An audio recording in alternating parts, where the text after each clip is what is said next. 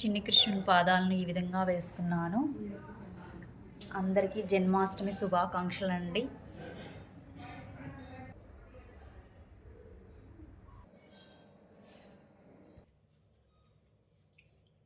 చిన్ని కృష్ణుడు అండి, ఆవుడు కృష్ణుడు పూలతో ఈ విధంగా అలంకరించుకున్నాను.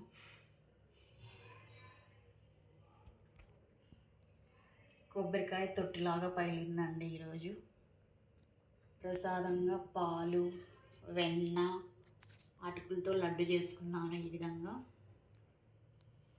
విధంగా ప్రసాదాన్ని సమర్పించుకున్నానండి.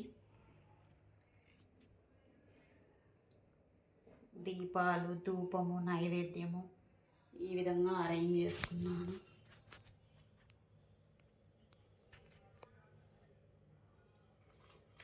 కృష్ణం వందే జగద్గురుం, కృష్ణం వందే జగద్గురుం, కృష్ణం వందే జగద్గురుం.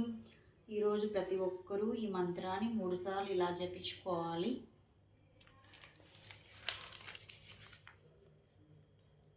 అత అష్టదశోధ్యాయః మోక్ష సన్యాసయోగః.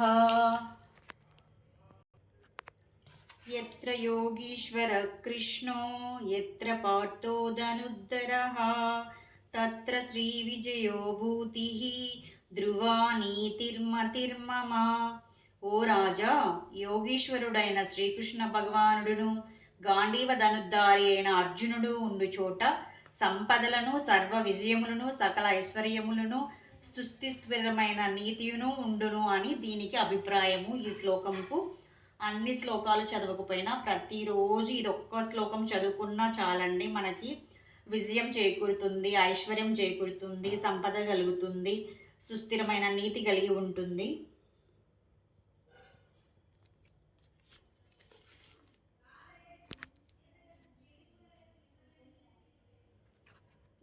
చిన్నది ఆవు దూడను ఇలా పెట్టుకున్నాను. అందరికీ జన్మాష్టమి శుభాకాంక్షలు అండి. మళ్ళీ ఒకసారి కొత్తగా ఎవరైనా నా ఛానల్ చూస్తున్నట్లయితే please like, share and subscribe అండి.